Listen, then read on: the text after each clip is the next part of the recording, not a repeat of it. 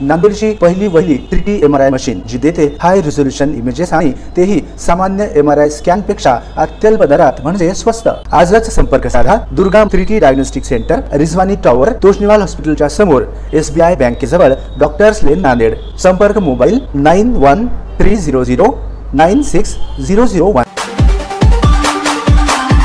नांदेड़ में पुलिस भर्ती हो रही है। बुधवार 19 जून से 3 जुलाई तक पुलिस कवायद मैदान पर फील्ड टेस्ट का आयोजन किया गया है, जिसमें करीब 15,000 से अधिक युवा भाग लेंगे। ऐसी जानकारी जिला पुलिस अधीक्षक श्री कृष्ण कोकाटे ने सोमवार 17 जून को आयोजित संवाददाता सम्मेलन में दी। विदित हो कि राज्य भर के साथ ही नांदेड़ जिले में भी पुलिस भर्ती का ऐलान हुआ है। उसके अनुसार भर्ती की प्रत्यक्ष प्रक्रिया को भी प्रारंभ होने जा रहा है।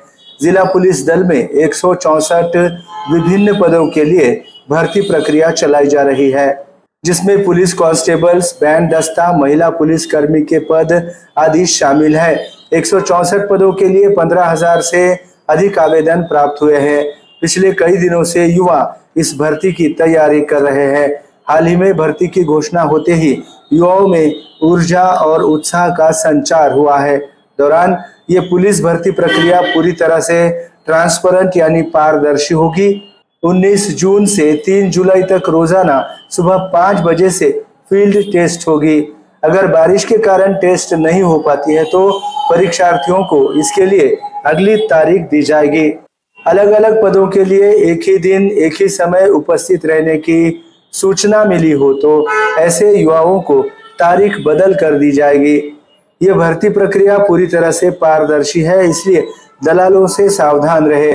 गुमराह करने वाले और पुलिस में पैसे देकर नौकरी लगवाने का लालच देने वालों से दूर रहे, क्योंकि रिश्वत लेना और देना दोनों अपराध है। इसमें नहीं फंसने की अपील जिला पुलिस अधीक्षक श्री कृष्ण कोकाटे ने MCN हिंदी न्यूज के माध्यम से की है। पोलीस भरती दिनांक 19/3/2024 पासून 19/6/2024 पासून आपण प्रक्रिया सुरुवात करत आहोत। यामध्ये 15,000 प्लस आपल्याकडे अर्ज आलेले आहेत आणि यांना आपण 705 आणि 1250 या संख्यामध्ये दररोज बोलवलेलं आहे। त्यांना जे काही हॉल तिकीट्स आहेत ते ऑनलाईन डाउनलोड करून इथे हॉल तिकीटसह हजर राहायचं आहे।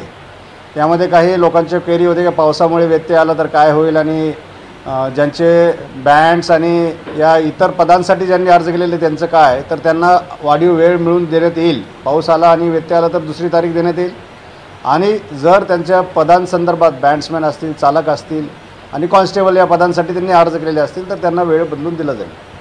याबाबत आम्ही दुसरं आवाहन करत आहोत की कोणीही दलाल किंवा कुठल्याही भूलथापांना बळी पडू नये। आपल्या नैसर्गिक बुद्धिमत्ते क्षमतेवर आणि शारीरिक क्षमतेवरच या भरती प्रक्रियेमध्ये भाग घ्यावा।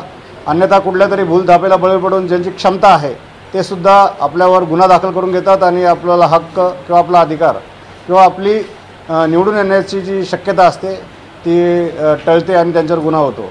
त्यामुळे सर्वांना आव्हान आहे की त्यांनी अशा कुठल्याही भूलथापांना आणि भ्रष्ट मार्गांना बळी पडू नये आणि असं काही आढळल्यास त्यांनी अँटी करप्शन SID किंवा आम्हाला संपर्क साधून कळवावं। आमच्याकडे ज्या काही सिस्टम्स आहेत त्यामध्ये आम्ही व्यवस्था केलेली आहे आणि जर उमेदवार धावण्यास तयार असतील तर आम्ही त्यांना पर्यायी रोडवर सुद्धा धावण्याची व्यवस्था करणार आहोत। ते आम्ही क्रीडा अधिकाऱ्यांकडून आणि यांच्याकडून मान्यता प्राप्त करून घेत आहोत। सुद्धा धावण्याची व्यवस्था करणार आहोत। ते आम्ही क्रीडा अधिकाऱ्यांकडून आणि यांच्याकडून मान्यता प्राप्त करून घेत आहोत।